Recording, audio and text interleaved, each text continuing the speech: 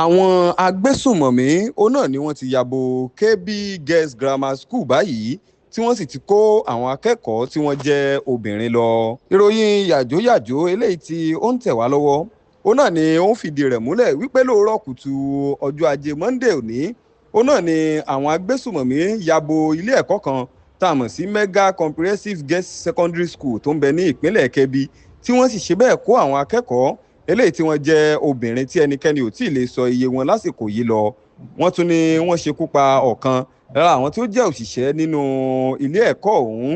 Bẹ́ẹ̀ ni wọ́n tún ṣe bẹ́ẹ̀ ṣe ẹni tí ó jẹ́ òṣìṣẹ́ elétò ààbò ní ilé ẹ̀kọ́ ọ̀hún yánnayànna. Wọ́n pé àwọn agbésùnmọ̀mí ọ̀hún náà ni wọ́n ṣàdédé yabo ọgbà ilé ẹ̀kọ́ náà ní nǹkan bíi aago 6 ìdájí kù ìṣẹ́jú 8 ní òwúrọ̀ kùtù òní, tó sì jẹ́ wípé àwọn agbébọn ọ̀hún náà ni wọ́n yìnbọn ní tàkòtàkò tí wọ́n sì tún ṣe ìkọlù sí àwọn tí ń bẹ ní agbègbè náà.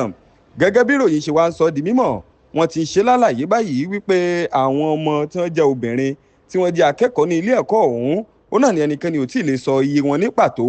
eléyìí tí àwọn agbébọn ọ̀hún tí wọ́n kó lọ. Wọ́n pé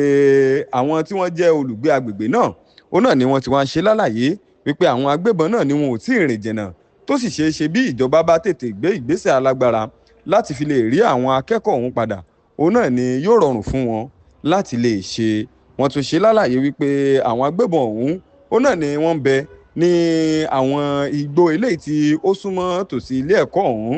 Wọ́n ti wá rọ ìjọba àpapọ̀ láti tètè gbé ìgbésẹ̀ kí wọ́n lè rí àwọn akẹ́kọ̀ọ́ ọ̀hún. Iléeṣẹ́ ọlọ́pàá sì ti ṣe lálàyé pé iṣẹ́ ìwádìí náà ló ti ń lọ lọ́wọ́ lásìkò tá a wà yìí.